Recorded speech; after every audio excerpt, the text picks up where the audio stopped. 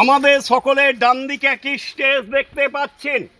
সামনে একটা বোর্ড রয়েছে, বোর্ডে লেখা রয়েছে ব্যান্ড বক্স। জৈনদের উৎসব দিনগুলোই দিনের বেলা এখানে ব্যান্ড বাজনা বাজিত।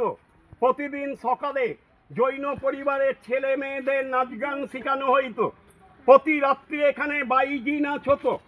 বাগানবাড়ি মালিকরা লখনৌ থেকে দুজন নামকরা বাইজি নিয়ে আসিতেন।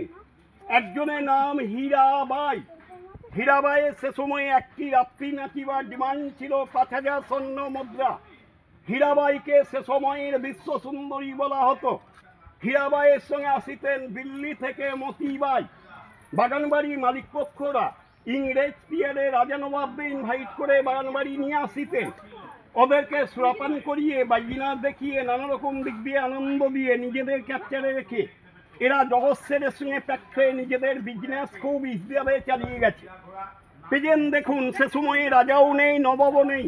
হীরাবাই, মতিবাই, ফৌজিবাই, বাইজার কেউ নেই।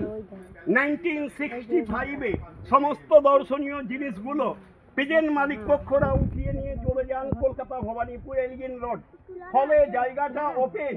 সে সময়ে বলা হতো নাচমহল, পেজেন্টে বলা হয় ফাঁকা মহল। পেজেন্ট বাইজির অভিনয়ে যা রয়েছেন হেলেন পদ্মা খান্না কেউ নাচেন না। আপনারা যারা নাচমহল দেখিব অনুভব করছেন, জৈন মন্দির দেখে 10 মিনিট পরে পথ দিয়ে ফিরে আসিবেন। নাচমহলে স্টেজে নাচমহল দেখে নেবেন। ছবি টবি তুলবার ইচ্ছে রইলে ভালো করে ছবি তুলে নেবেন। লাস্ট কথাটাকে মাইন্ড করিবেন না। কারো যদি হীরাবাইয়ের মতো একটু নাচিবার ইচ্ছে থাকে, নেচে আসা পূর্ণ করিয়া লইবেন, তবে ৫,০০০ স্বর্ণ মুদ্রা পাইবেন না। Free of cost.